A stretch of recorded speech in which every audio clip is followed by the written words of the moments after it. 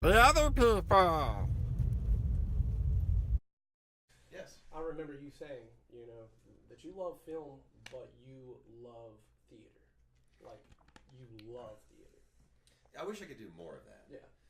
Um, yeah, that's the kind of perishable nature for me of the art. Right. Like milk, it's not going to be like it just was. Right. It's not. It's fresh right now. Exactly. And for me, that's kind of maybe it's the adventure in me of living in those moments. Yeah. And I think I could even speak for Patrick, who's like I said, my favorite actor. But he had such a mastery of theater craft, and I think that's given him and a lot of great actors the ability to really live in those moments. Because when you're shooting a movie, you're not shooting it in sequence. No. You're not rehearsing it Yeah. in sequence, if rehearsing it at all. And you've got to kind of have a very omniscient sense of not just where this character is going or where it was before you do that scene today. Right. And as a theater actor or stage actor, it's easier, I think, to get into that milieu because you know your world. Right. Yeah. And I agree, it's a beautiful world. That's a song. It is a song. Would you like to sing it? No. Not yet. Speechless. Too early. Way too early. Now, have you ever had been part of a radio show? Yeah. What's your thoughts on that medium? Radio? Yes. I love radio. I was the assistant news director at WVFS, the voice of Florida State. And growing up in a household where your father, for us, we first saw him as children on the black and white TV on the counter in the kitchen at 6 o'clock because he did the news ever since I was a child. So we were around it forever.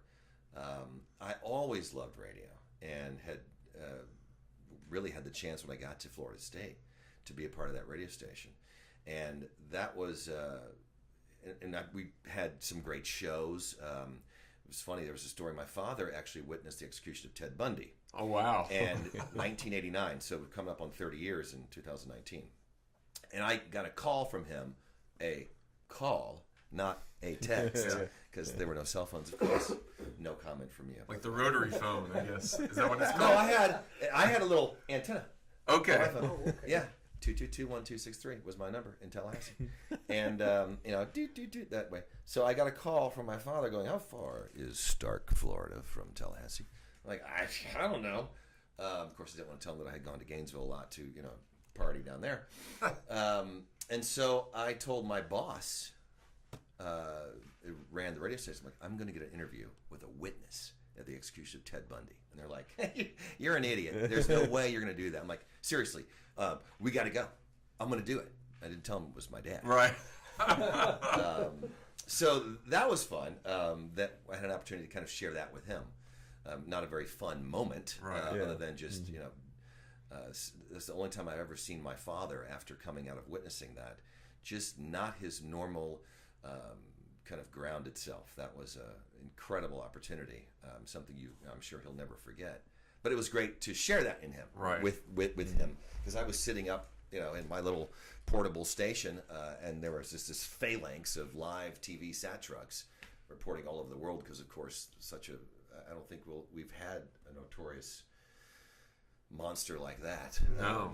But for me, that was kind of, in a very serious way, that was my very first kind of foray into radio. Okay. And loved it ever since. Always have. I love radio. I love creating visions for people's mind. I really do. It's, I don't know. We had a show which kind of segued into this, but yeah, there's been very many incarnations of this. This show in DC is then we did the show in Kentucky.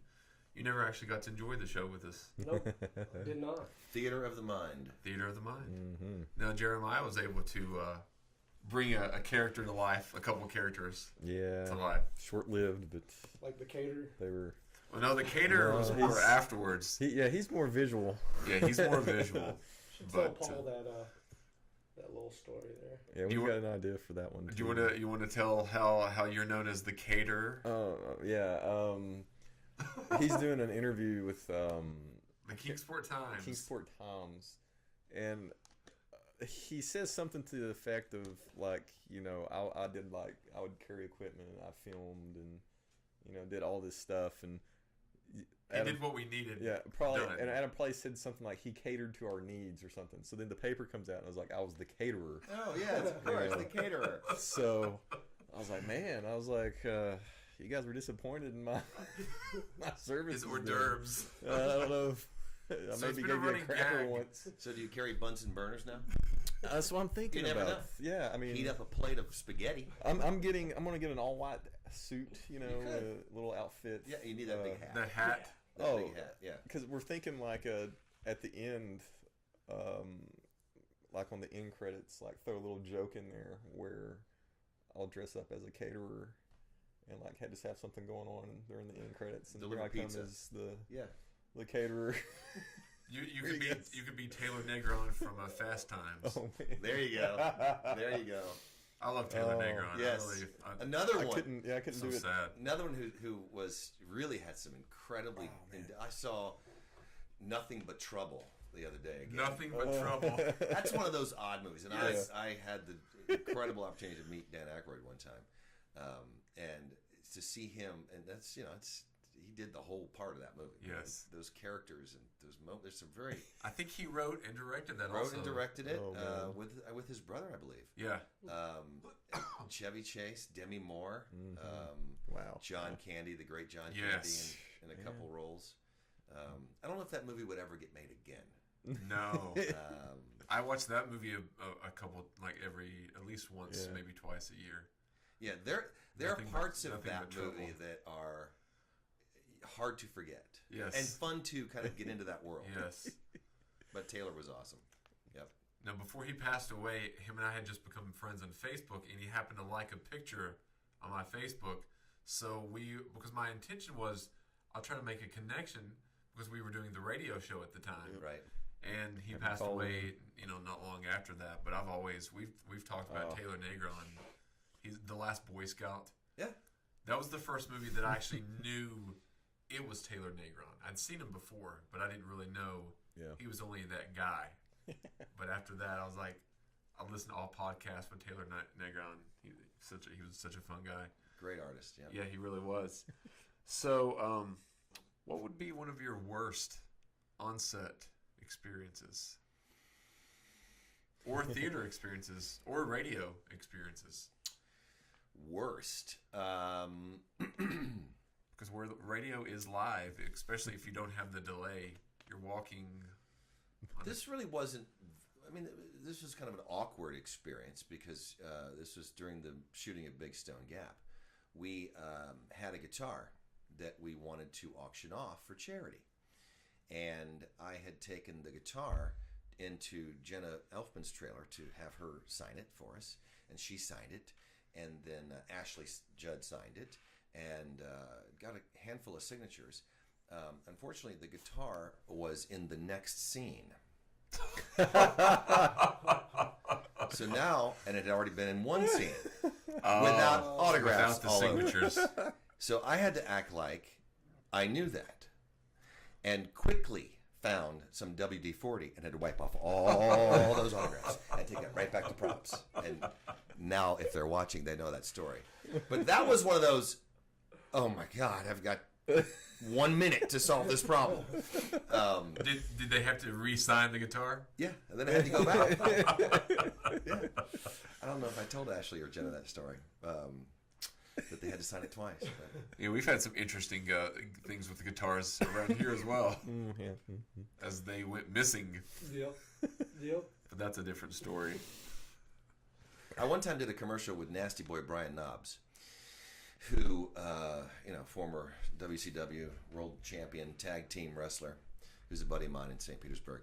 And we were shooting a commercial for an accident helpline. And he was, I think it's on the internet, where there's a scene where I play the ring announcer. And I say a line like, accidents, the pain associated with accidents are real, but of course wrestling is fake. Right. And then he hits me with a metal chair. Now, when a pro wrestler says, I'm going to hit you right here, and here's the metal chair, and I'm, what? It's a real chair? You're going to be fine. Don't worry about it. I'll hit you right between the blades.